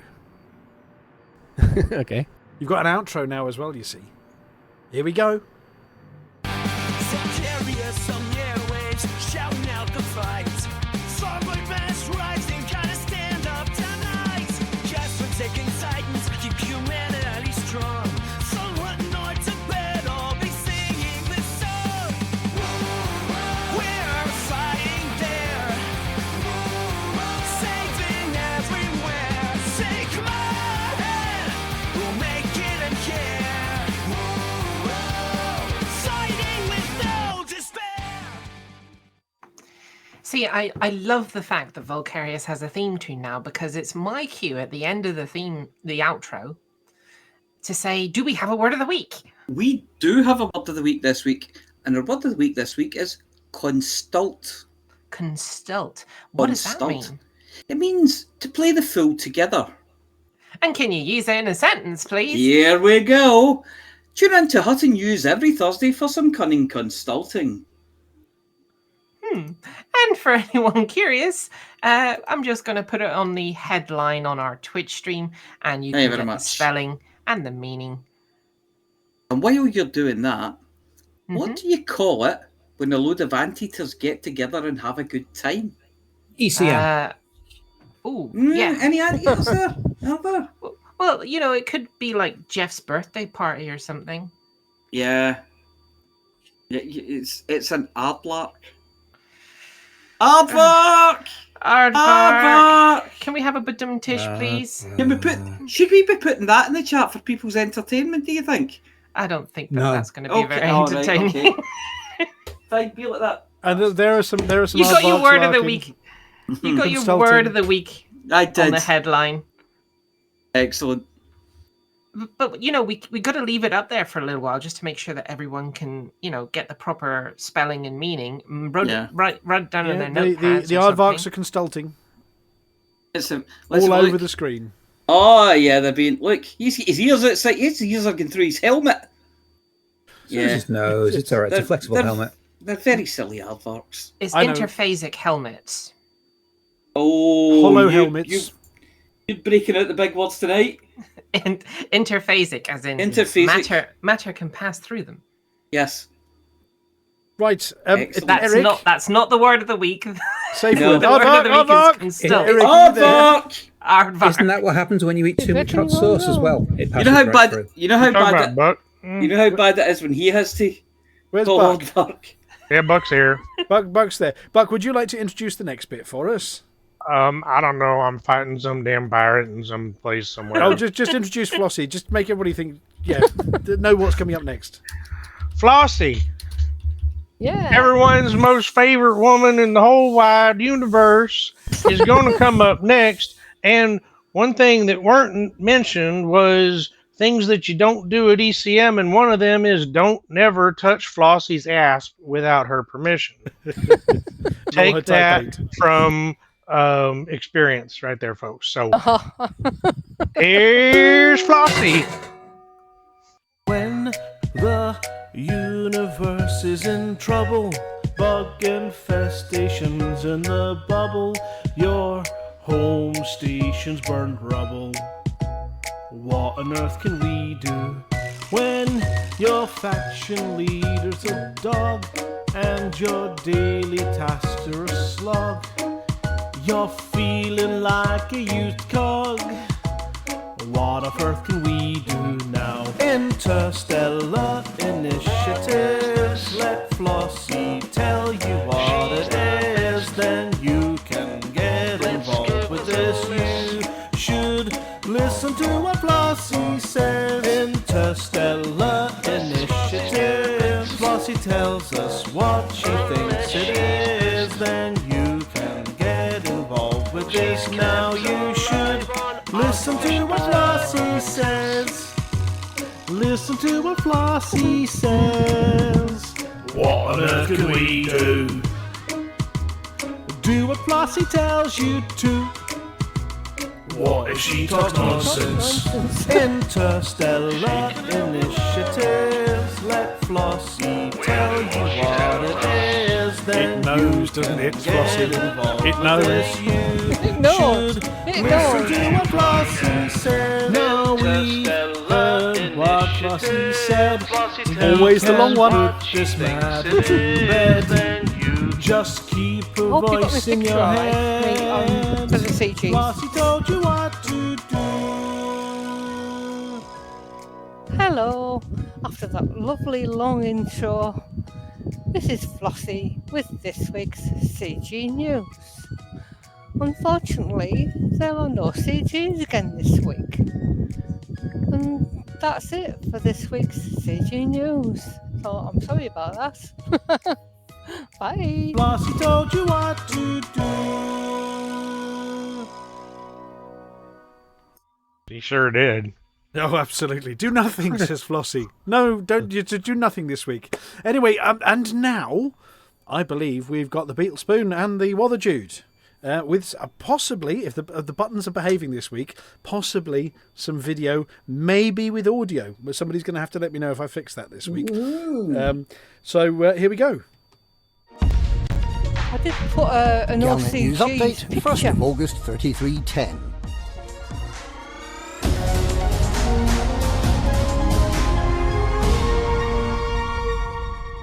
The Thargoids have stopped trying to defend uninhabited systems and have started to focus on getting their spire sites up and running again. Thargoid Whisperer Seojin A, the one with the telepathic implant that lets her listen in to the Thargoid's hive mind, reports that the Thargoids have decided that controlling systems that humanity has no interest in isn't much fun after all, and that they can help the Titan cause far better by restarting production at previously contaminated spire sites. 2 spire sites near Titan Thor have been started up again, presumably following a thorough decontamination by specialist Thargoid janitors. These are in the Col 285 sector PB-E B12-3 and Col 285 sector OG-E B12-1 systems. The number of Thargoid-controlled systems within Thor's sphere of influence has dropped by half in a week, with just 35 sites remaining. Federal Scientific Liaison to Aegis, Professor Seamus Madigan, believes it will still be possible to make Thor vulnerable within the next week, but to achieve this, the 2 restarted spire sites will need to be poisoned with contaminants once again. Rescue ships are believed to be offering missions to any commander willing to take on this task. In other news, the expected high availability of engineering materials after the 7th of August are anticipated, assuming the availability of a nearby materials trader, to make gathering all the materials to fully engineer a brand new ship and all its modules achievable in less than an hour. The problem appears likely to be that it'll be hard to use up the materials at the rate they can be acquired, meaning that many previously sought-after micro-resources will have to be ignored, as the pockets of holding for materials have what will soon seem to be a laughably small capacity. No one will ever have to visit Dav's Hope and continuously reboot their ship's computer ever again.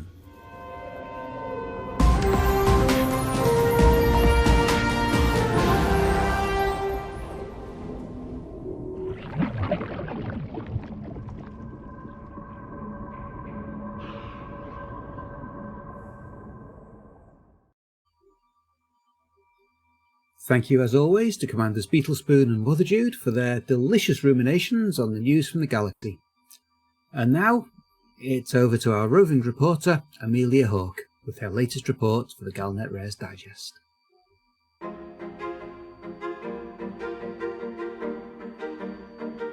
You are about to listen to Amelia Hawke.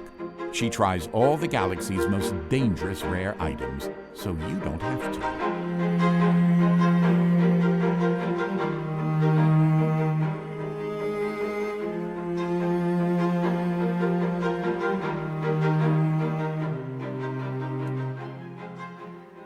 The human body is a marvel of natural science, able to, despite a soft and squidgy exterior, survive in a wide range of environments and habitats. Equipped with its own computer, capable of comprehending many of the mysteries of the universe, and possessing an onboard auto-repair system and power generator. It has proven to be the perfect vessel for the human mind to escape into the void and explore deep space. Of course, it needs fuel, a balance of energy and nutrient-rich inputs from complex carbohydrates to proteins, fats, vitamins, minerals, and water. All of the above are possible to be obtained through boring, flavorless, and unpalatable foods. But the Galnet Rares Digest makes a point of trying the more interesting of the galaxy's edible rare items. This week, we're looking at the essentials, the very minerals and compounds that the body uses to maintain this complex and wonderful machine. To that end, we've been recommended to head to the Hayden system. Deep within the system, a supercruise of over 500,000 light seconds, is the secondary star, a rather dull brown dwarf. Around that, a simple metal-rich world and 2 moons. The station Searfoss Enterprise is our destination, and the source for this week's rare item, Hayden Black Brew. First, a little bit of a history lesson. For the distant explorer, living off machine-produced glop or freeze-dried space bars, getting the right nutrients to stay healthy is important, and early starfarers were at great pains not to end up deficient in one way or another. As with the golden age of sail, where nautical types had to be wary of everything from scurvy to rickets, deep space exploration had to take everything they needed with them. As with limeys in the dim and distant past, once a critical survival foodstuff was found, it became part of their name, and lickies were born. Able to be identified by a metallic sheen to their skin, being a licky identified you as a deep space explorer. Unlike the Navy, where the mantra of rum, sodomy, and the lash was the order of the day, the Deep Space Exploration Corps preferred the rather more gentle gin, tonic, and a dash. However, I digress. Whilst hydroponics and long-life foods were good, something harder to come by was the right mix of minerals and body needed to remain healthy. The human body contains a surprisingly amount of metal, heavy metal.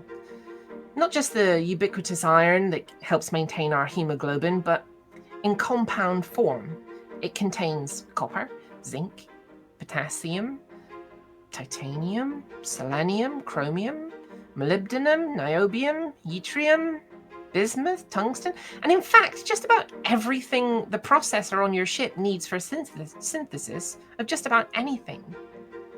Get stranded and need jumpomium boost to boost to a faraway star?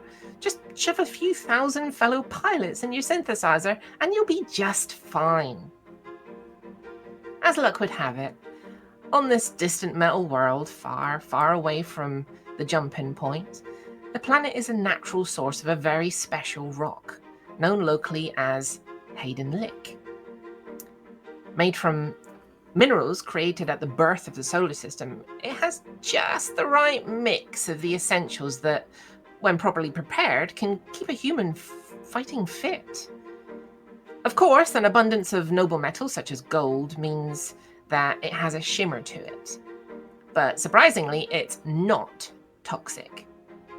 For centuries, sitting in your cockpit on a long journey and licking your rocks once a day was one of the best ways to stay healthy and limber. The station soon discovered that the practice was okay when you were on your own, but sharing your rocks with other people led to all sorts of nastiness. I mean, unwashed, they were the perfect vector for all sorts of space lurgy. So, they developed the Hayden Black Brew. By carefully shaving your rocks, then boiling them over a number of hours before straining, you end up with a black, shimmering drink full of all the minerals you need. One of these a day and you'll feel energized and healthy. Your eyesight will be clear, your mind operating at peak capacity. And yes, as with the other dark drink favored by spacers, the pint of stout, there's a lot of iron in it. But when you're in danger of leaking some of the red stuff out, it's always good to get some. It tastes like a very salty, rather bitter energy drink. It has a natural fizz from the minerals and develops a head on the top of the drink, not unlike a pint of stout. It's not unpleasant, to be fair. It tastes like you've just licked the landing pad a few times, or the base of a rather well-used frying pan after a camping trip. So, you've shaved your rocks, you've guzzled a pint of the black stuff, and you're feeling great. So where's the danger? Well, the human body is, of course, full of metals, and a healthy diet should contain just the right amounts. And this is where the risk comes in. One glass, you're just about as metal as you need to be. Trace amounts. 2 glasses, or leave it steeping too long, you start getting very metal. So metal that you start perspiring. Hair starts growing uncontrollably as your follicles lose control. So metal that you start going a little deaf as your neural pathways degrade a bit. 1 more glass of it, and you go out the end of metal and straight to goth. Your skin goes pale, you become sensitive to light, and you start shambling and mumbling. There's only one stage after that, the one where you go stiff and someone needs to find an undertaker. Have it too frequently and your skin takes on a metallic hue. Your iris will sparkle under the right light, and in the dark, you'll phosphorescence a little. The rocks are becoming increasingly rare. Many explorers now keep one as a trophy aboard their ship, usually under glass, just to prove that they're a real explorer. And of course, just in case of emergencies. I've been given a little one to take home with me, and I can't resist. I'm going to have to lick it. It's salty. My tongue fizzes. I'm Amelia Hawke, reporting for the Galnet Rares Digest, and I've got a sudden urge to start wearing black and building a music collection that contains only bands starting with the letter M. I know, Mooncake, right? I've gone all metal, so you don't have to.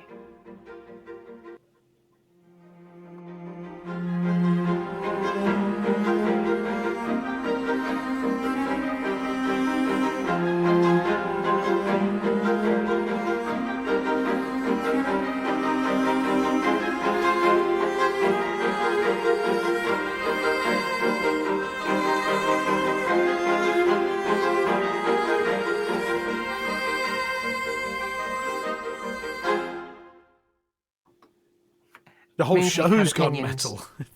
Between you and Vulkarius, it's gone very metal. Yes. Mooncake had opinions, very strong opinions, apparently. Yes, of course, Hutton Black Brew Book of Records is also a famous thing you didn't mention there. But yes, that's where the records on the fastest Hutton run are kept as well. The official Hutton Black Brew Book of Records. May have taken over from a certain other brand of stout that they drink on the Emerald Isle a little bit. But there's some cracking pictures Mr. Dusty came up with this week. They do look good. I'm just looking now. I don't get to see them until the end. So. Yeah, you were the pint of the black. I stuff. do. The thing is, I do when we get to ECM, not DaveCon, I will be drinking Guinness because I like drinking Guinness. Well, there are many pictures. That's you with a metallic sheen, I think, or somebody with your Hutton Black Rock. There is a promo photograph from their brochure with somebody as an explorer with her exploration lick, or a licky as she's known. There's what happened to your hair after you had a bit too much of it. Yep, it's easy. It's easy to go too far with that stuff. Yes, a bit dark, far away look in your eyes there, and yep. There is it phosphorescing and fizzing just a little. I love the black nails, by the way. I haven't done that in years. I used to do that. There's a very safe-looking robot steering it. Has he got a like a carving knife? Yeah, he's steering it with. Yeah, he's steering it with a big knife. And It's there is a very just metal, to break up the chunks. Yeah, a very metal-looking bird on a metal-looking rock on a metal world. Yes, with a big metal spaceship above it. Yep, and there's a station with an unknown ship that looks a bit like an aircraft, but we'll forgive Mr. Dusty that one. He's not allowed out very much. I thought I saw the International Space Station in the background as well. Oh, hello. Oh, that's Amelia. Yes. Is it really? Well, and there's Mooncake. Damn, I look good. There's Mooncake. Looking at the Hutton Black Brew. Well, look, thank you. You know what? Very If you much. to put a caption on that, you would just say, "It comes in pints." We've been doing this. We've been doing this now long enough that I don't remember writing that. And I thought, well, was it a Sean one or not? But then I looked at some of the words and I thought, no, that's definitely a me one. I don't actually remember writing that. Yep. It's been that long. It's been a while. But yes, the band starting with the letter M and the use of whilst a bit in it are definitely Davidism. So it must have been me that wrote that one. But it's anyway, I don't remember doing it. I'm probably getting old.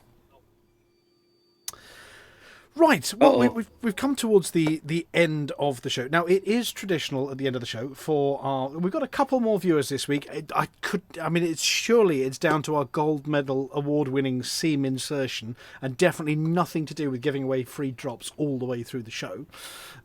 Or it might be, but yes. Oh, we didn't mention the free drops, did we? Well, they got them, yeah.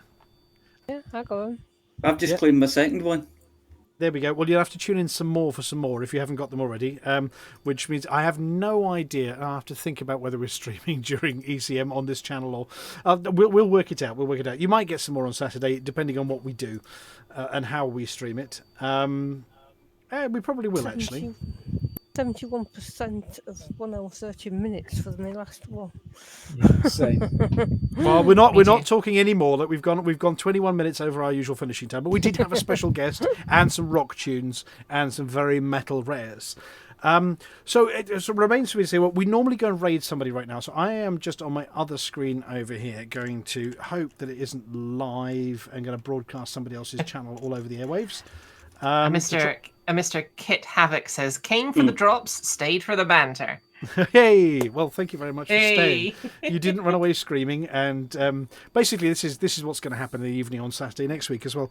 So I'm just searching. Here we go. Let's have a look. There must be some streamers doing something fun. What have we got? There's somebody doing the Stargoids live. We did Stargoid last week. They're testing the Type 8, but that's probably a bit. We've got a somebody saying Space Puppy, let's go. But who we got? Let's have a look. Pixel Bandit. We haven't seen John and the Pixel Bandits. And he's elite. He's doing elite tonight, I think. Yeah, no, we do love the Pixel Bandits. We haven't seen John and the Pixel Bandits for a long time. We might have to go and raid them, actually. Yeah, let's do that. Yeah, so Pixel Bandits. So what's going to happen now at the end of the show, I'm going to be typing while I'm talking here, is we're going to play the end of the show tune. I'm typing and talking at the same time. This isn't going to work. End of the show tune. And the credits going to play, and hang around for the credits. And at the end of the credits, then you'll hear the end of the show, and we'll tell you all to bugger off. But hang around, and we're going to go and raid somebody else. Please do give them a hearty for the mug from us. It's a long time since we last spoke to them, so it's going to be good to raid them. We will see you all next week from ECM. If you haven't got your tickets left, there are 2 left. And remember, don't tune in on the Thursday. They're only £10. No. Don't tune in on the Thursday. Don't tune in on the Thursday. No. We won't be here. You'll be listening to dead air. We have to say thank you very much to Commander Buck Nekkid. Well, yeehaw, y'all. We have to have a yeehaw from everybody. So we've got a yeehaw from Buck. Everyone else going yeehaw? No, we got a yeehaw from Vulkarius. Yeehaw! Yeehaw! Oh, ba-ding dang diddly dang! Yeah. Right. Okay. Bye-bye, everybody. We're going to do the end of the show thing now. Hang around, and we'll see you next week. For the mug. For the mug. For the mug. Yeehaw! Yeehaw! Well, I fired up my Sidewinder, feeling mighty bold. Heard tales of anacondas worth their weight in gold. Said I'll head to Hutton Orbital and make my fortune grand. But little did I know, it weren't quite as I planned. Oh, I flew to Hutton Orbital in my little ship so tight, through the void of space on that long dark night. But when I arrived, what did I see? Just a little old mug staring back at me.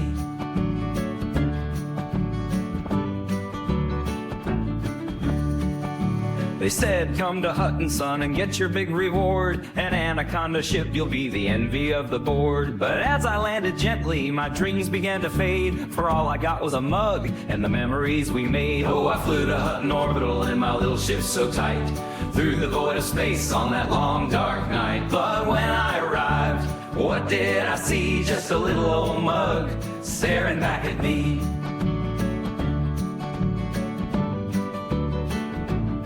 Now I ain't one for complaining about the way things go, but I sure thought I'd strike it rich at that Hutton show. So I'll raise my mug up high and I'll toast to the sky, for the mug will cry as the stars roll by. Oh, I flew to Hutton Orbital in my little ship so tight, through the void of space on that long dark night. But when I arrived, what did I see? Just a little old mug staring back at me.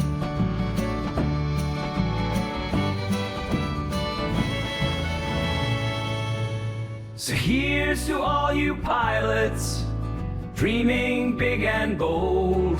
Just remember, at Hutton, your fortune might not unfold. But take it in your stride and enjoy the ride, for the mug will shout with country pride. For the mug. Well, ladies and gentlemen, that's the end of the show. Everyone's buggered off now, so why don't you bugger off too?